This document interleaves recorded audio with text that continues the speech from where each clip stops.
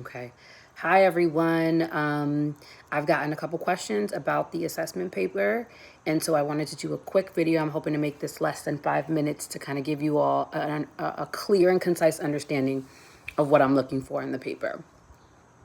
I'm also going to write this out and send it along with the video for those who it's easier to digest information when it's written. Okay, so very simply, don't be freaked out. I want you to be thoughtful and give yourself time to craft a solid paper, but I don't want you to be freaked out. I've gotten 3 emails so far with questions, and so I'm going to try to address the 2 questions in those 3 emails that came up.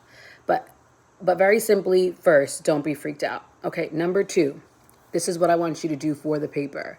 The first thing you're going to do is choose a non-dominant population that you are interested in or that you feel will work best for this paper. Again, it is your choice. I'm asking you to make that decision. You choose. That is either gender, race, sexuality, marital status, class, a neurodiverse populations, ethnicity, gender identity. You have so many to choose from. You can choose women. You can choose Asian Americans. You can choose Italian Americans. You can choose the LGBTQIA community, or you can just choose one part of that community.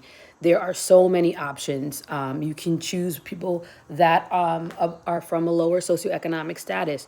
You can choose the incarcerated population. You can choose whatever. There are just a ton of options. Just choose one. Second, then you're going to choose one assessment tool instrument, right, for couples or families that you're interested in or you feel will work best for this paper.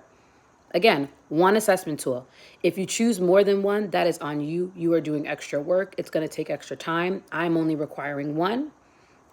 I would recommend sticking to one so that you can really flesh the paper out well with just that one assessment tool. Now, in the last couple of weeks, we've gone over a million assessment tools, right? Starting from chapter 3, going all the way up to chapter 7, I believe. So you can use interviewing, you can use circular questioning, you can use a genogram, you can use emotion maps, and then you can use the standardized assessments as well. You have so much to choose from. Choose something that you feel comfortable with, choose something that you are interested in or you think will work best for this paper. Third, so the brief structure of the paper would be, first paragraph would be an introduction where you lay out what you're going to talk about in the paper. The second paragraph is going to be you describing that assessment tool. What is it? How is it used? How is it measured or scored? What are the implications of the results? And you're going to use the Sperry text and or other relevant readings to support that assessment tool. First paragraph intro, second paragraph describe the assessment tool. Third paragraph, then you're going to describe the population you chose. This is going to require you to do research on that population.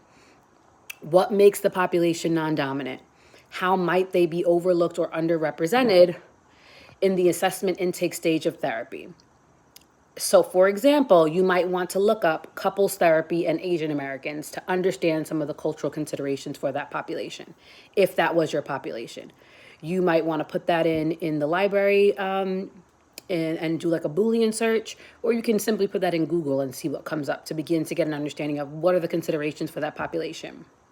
Or you might want to look up individual therapy with neurodiverse populations, or you might want to look up anything that's going to give you considerations about that population so that you can describe that population fully in that third paragraph. And then the fourth paragraph, which I think would be the most important, is bringing those 2 paragraphs together, which is you're going to critically discuss how you would use that assessment tool that you have chosen for that population.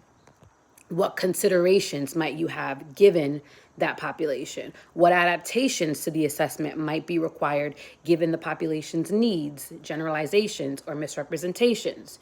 You are not conducting an actual assessment on the population or filling out an assessment tool for that population. That is not what you're doing. Instead, you are just reflecting on what might need to be taken into consideration if you were to use this assessment tool for that population. For example, if I choose emotion maps with children of low socioeconomic status, I might want to consider how we describe a home when we think about what our emotions look like in a home, what home means to that child before conducting the assessment, as we know that poverty impacts housing. I hope that makes sense. I hope that that is a good example for you. I want you to be able to critically think about this, and I want you to be able to come up with it on your own. And I'm really excited to see what you all come up with. Please don't be freaked out. Do your best, and I hope that this was a good explanation for you going forward. And if there are any further questions, please reach out to me, but I'm hoping that this is sufficient explanation for you. All right, thanks.